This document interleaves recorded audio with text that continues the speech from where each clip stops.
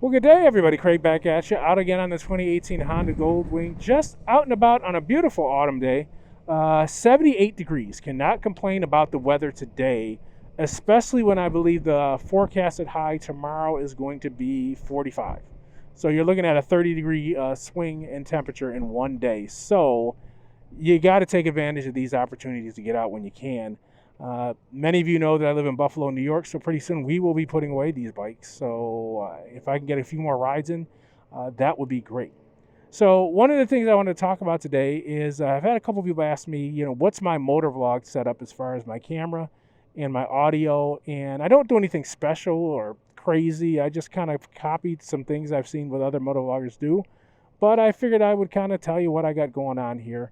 And I'm also testing out a new item that I have today to see how well that works. So, as far as video, what I do is I use on my helmet, on my chin mount, I have a GoPro Hero 8 Black, if that's what you call it, or GoPro Black 8, whatever it is, the 8. I have that on the chin mount. I also have Hero 8 on the handlebars.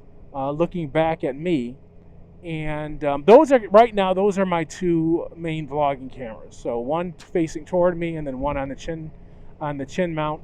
I originally I had two Hero Session 5s, and I still have those cameras. Those are great little cameras. The difference is they don't have the display on them, which is not a big deal for motovloggers because we're not looking at the display anyway.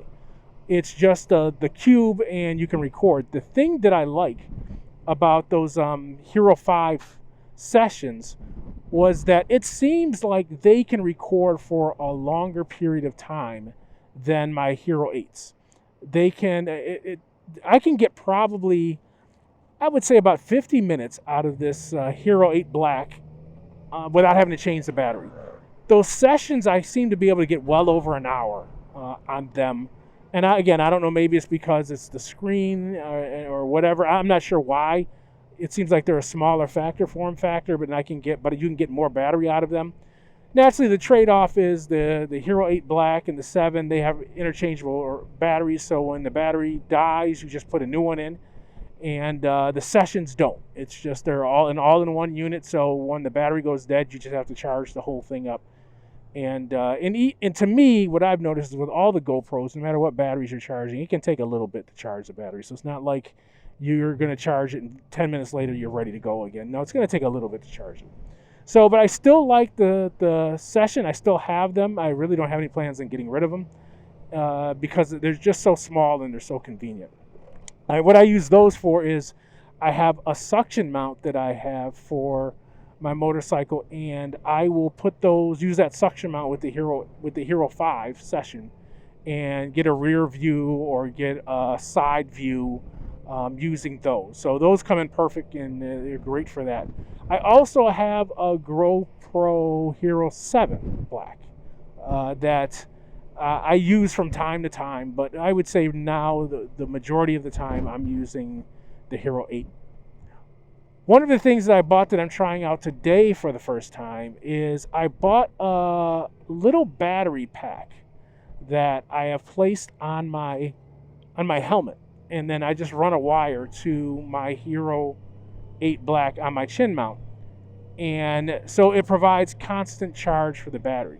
And the reason I'm trying that out is what I've noticed is when I am motovlogging, and again, I would get about maybe 45, 50 minutes, depending on the conditions from my battery. But if you're in the middle of the motovlog and your battery starts to die or it dies, you really only have two choices. You can, start all over again and try to record the whole thing over, or you can pull over, change the battery out, and try to pick up where you left off. And so one of the things that I'm trying with this battery pack, especially when I go on longer rides, and I'm hoping next year to go on longer rides, getting back to somewhat sense of normalcy, and we can get out and we can go to Wingding and we can go to different places again. For these longer rides, I like to record more and not worry about having how much time do I have left on that battery. I do carry spare batteries, But again, it's the pain of, you know, you got to stop at a gas station, or the next time you stop, you've got to put a battery in and you're not sure where you left off, and it's just time consuming. So if there's a way that I can continually and constantly feed the GoPro juice and keep it powered so I can go longer before it dies, I think that's going to be a benefit. So that's what I'm trying out today, and I'm just riding around and just letting this thing, my chin-mounted GoPro, just record and seeing how much video I can get off of that. I'll throw links to where I got the battery pack up. I got it from Amazon. I don't have an Amazon affiliate, so I'm not putting a link up so that I get any money. If you like it and you want to try it out, feel free to buy it. The other thing that I had to get for my GoPro 8 is the GoPro 8 doesn't have anywhere to plug the wire in. Well, let me take that back. It has a USB-C connector, but the door blocks it. So what I had to do is change out the side door of the black that has an opening that can fit the cord in. I'll show you what that looks like. So I bought that off of Amazon as well and put that on so that I can, run the cord there. That is, so far, again, it's my first time using it. It seems like it fit pretty well. Cord went in pretty good. The one thing, it does make the GoPro non-waterproof. If you're riding around in the rain, you just have to remember to use that special door with the opening. It's not going to be waterproof anymore. So just keep that in mind if you plan on motovlogging where it might be raining and you're going to use that setup.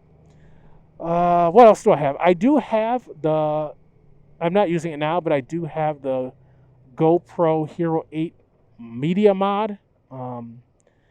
And again, that's a nice setup because that you can throw your 8 black in there, and you can keep it charged if you have if you're running any kind of power bank, and also you can plug the microphone right into the back of the Media Mod.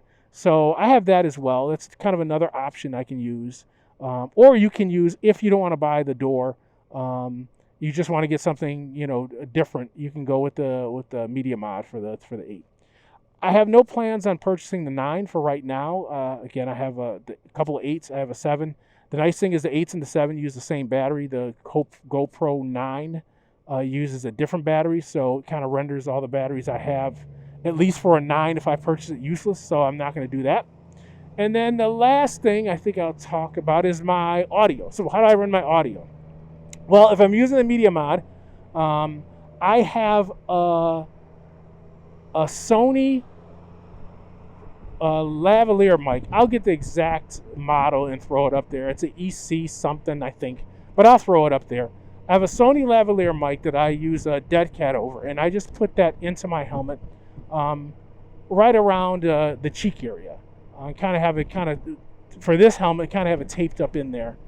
And I'll run that lavalier mic in this setup to a digital audio recorder. I have a Tascam, I believe it's a DR05, so I use that for my audio. I'm not using the audio from the GoPros at all. The only thing I'm using from the GoPros is the video. All my audio that you're hearing is coming from the lavalier mic that's in my helmet, and that's how I record. To me, it's a cleaner sound. You don't get because the lav mic is in your helmet, and I use a dead cat. I'm not getting as much wind buffeting and all that wind sound that you would get if you're using the audio that's coming off the GoPro. And then same deal if I'm using that Media Mod. I just plug the lavalier mic into the Media Mod, and that's stuck up into my helmet, and that's how I'm recording my audio. So just out and about, just playing with toys. That's what we do. You get the toys and you set it up, and you see how things work, and then you just make changes and adjustments. So that's what I do. Again, it's nothing crazy, nothing different than what a lot of motovloggers do, but it seems like it works well for me. The last thing I'll say is something that I believe that Rich from Boots and Jeans has said, and I know a bunch of other people have said this, and I will co-sign it a million times over. To me, when you're getting into motovlogging, if you're getting into the actual setup, I would put audio a little bit higher on priority than I would even put video. Video is great. You want to run, what I do is I run, I think it's a 1080p 60 frames per second. So you want your video to be decent, but it doesn't make a difference how good your video is if people can't hear you. If they can't hear you clearly, if the volume's too low, if it's too muffled, if there's too much wind noise, you could have 8K video, but if they can't hear what you're saying, they're not going to watch it. So if you're just starting out, you really want to concentrate on trying to get your audio as good as you possibly can. And for us motor vloggers, it seems like we're always doing little things just to tweak that audio to make it sound a little bit better. So anyway, the video has been long enough. Thank you for watching. I hope you're having a wonderful day. I will say, for those of you who live in the warmer weather climates, keep on riding. Put those videos out. So for us that can't ride, we got some content we can watch. And ride safe, everyone. And we'll be talking to you soon. God bless.